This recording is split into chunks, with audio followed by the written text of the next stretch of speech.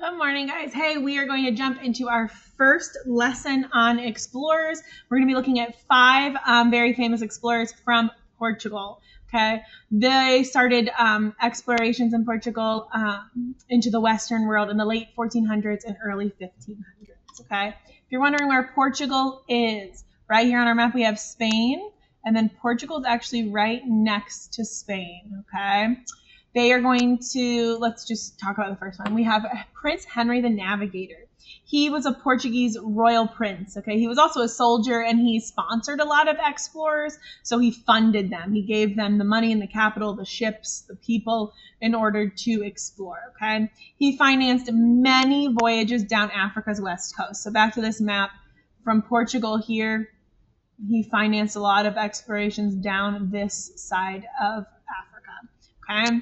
He led successful attacks against ports on the west coast to take them over for Portugal as well. His attacks only encouraged him to explore more. He wanted to see more of the world and kind of take over more of the world, see the riches and the goods that the world had to offer. His overall goal was to be the first to sail from Asia, because he wanted to be able to control the trade of the goods that were coming out of Asia, because that is where the most luxurious goods like spices, silks, and jewels were coming from. In 1418, he did start the first navigational school in Portugal, so it's kind of like an explorer school.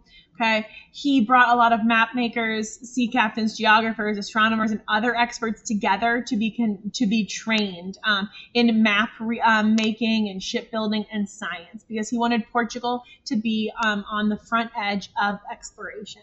Okay, he explored the furthest away from Portugal at that time as well. Okay. Next, we have Bartholomew Diaz, okay? He was also born to a noble family. He wasn't a prince like Prince Henry the Navigator, okay? But he was born into a noble family of sailors and explorers. In the year 1486, he was chosen by the King of Portugal to sail around the southernmost tip of Africa, okay?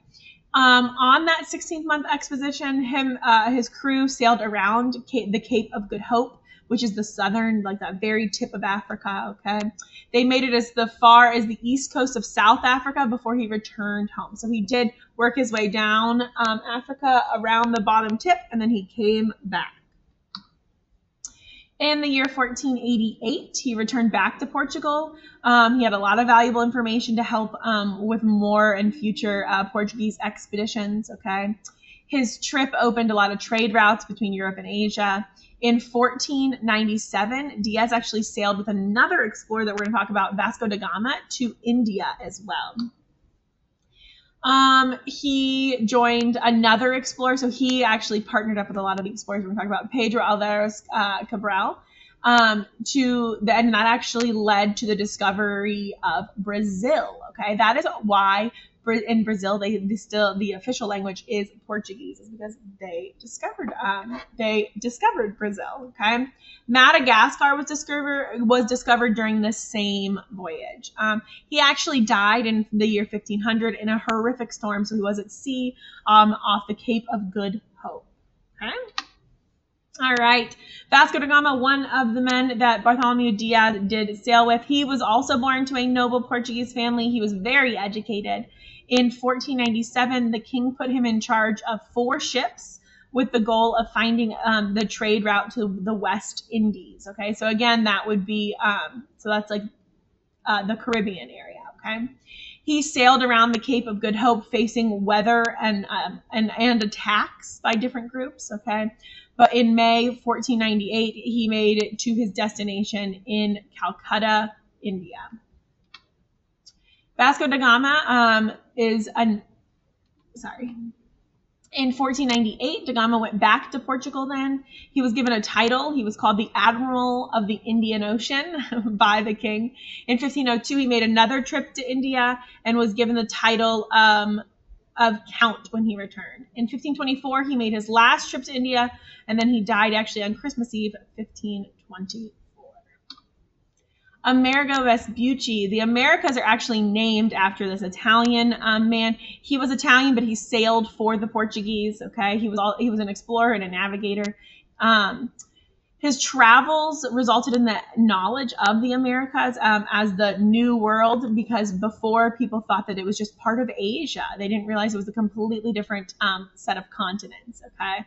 So Vespucci actually discovered that, where Columbus believed that when he landed in the Americas that it was just part of Asia. Vespucci claimed that he made 4 trips to the Americas. He sailed to Brazil, and he may have even discovered the Amazon River in the late 1400s. He also they say that he saw Rio de Janeiro, or the Bay of Rio. He sailed there between 1497 and 1502. He helped other expeditions in the early 1500s. However, he didn't sail again himself. He died in 1512. Next, we have Pedro Alvarez Cabral. He was a Portuguese nobleman, okay, so he was born to a noble family as well. In the year 1500, he was given 13 ships and 1,500 men, and he sailed west to the New World. On April 22nd, 1500, he landed on the coast of Brazil, okay? So again, in South America. Then he sailed back east across the Atlantic Ocean to the Cape of Good Hope. And he arrived in India, where he traded for spices, so he kind of went all over. In 1501, he arrived back to Portugal, and he only had 4 of those 13 ships that he started with. 4.